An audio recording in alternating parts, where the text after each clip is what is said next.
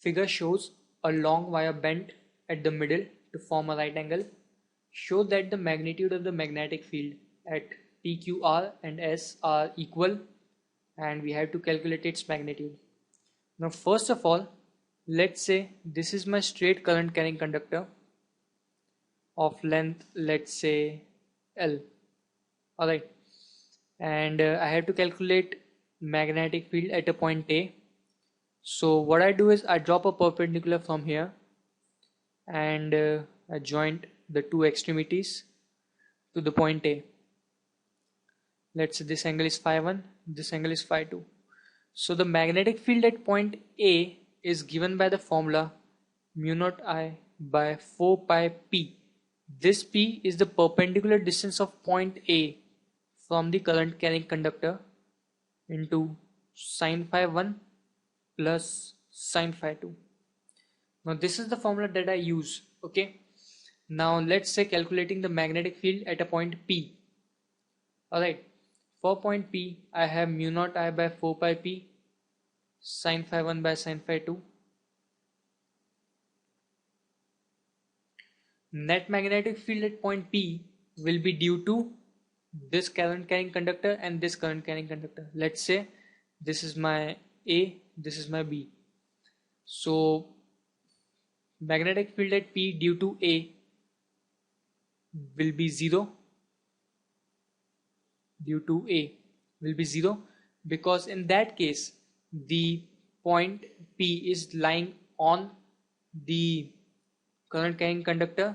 So clearly sine phi 1 plus sine phi 2, I mean phi 1 plus phi 2, both will be 0, and so their signs will be 0, and so BP due to A will be 0, and we will calculate BP due to B, that is magnetic field at point B due to B, and it can be easily calculated by formula mu naught I by 4 pi p. Now this distance is given to me as d sine phi 1. One angle, that is phi 1, is 0 over here, so it will be 0. Another angle is 90 degree. 90 degree in the sense that it will go towards infinity like this. Alright, so it will be 1. So I have mu naught I by 4 pi d. Now similar is the case if I calculate the magnetic field at point S. Alright, I do have mu naught I by 4 pi p, again 0 plus 1, mu naught I by 4 pi d. Fine. Now calculating the magnetic field at point R and Q. Alright, both will be same. I'll calculate only for one, let's say for point Q. Okay, now for point Q, the magnetic field will be given by, let's say, first calculate due to the A part. So I do have mu naught I by 4 pi d sine 0 plus 1, that is mu naught I by 4 pi d again.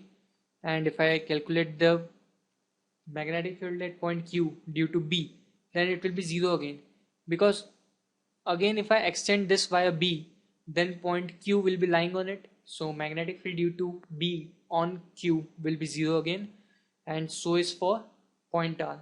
So in all, I can say that magnetic field at P is equals to magnetic field at Q is equals to magnetic field at R, and that is equals to magnetic field at point S, and whose magnitude is equal to mu naught I by 4 pi d.